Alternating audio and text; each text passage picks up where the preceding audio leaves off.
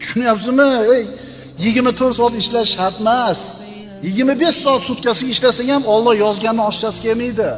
Kofir bo'lsang ham, fosiq bo'lsang ham, taqvodor bo'lsang ham o'sha rizq keladi.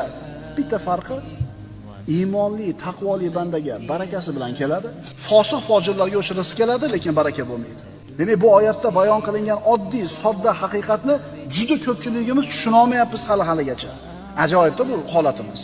Insonga osmon va yerdan barakaning eshiklari ochilishini sharti oddiy: iymon va taqvo. Demak, birodarlar, baraka iymonsiz odamda bo'lmaydi. Ha, onalarda puli ko'p, u kofir bo'loncha milliard dollari bor desa, bo'lishi mumkin. Chunki ana shunday katta miqdordagi pulni qo'lga kiritish uchun sababni zo'r qildi-da u. Ana shu katta pulni topishligini, shunaqa katta rizqini kelishligini sababini qildi. Alloh odil zot. Pulini ko'p qilib qo'ydi. Qo'lida dunyoni matohi katta bo'lishi mumkin. Chunki sababini zo'r qildi. Ammo bu kofirda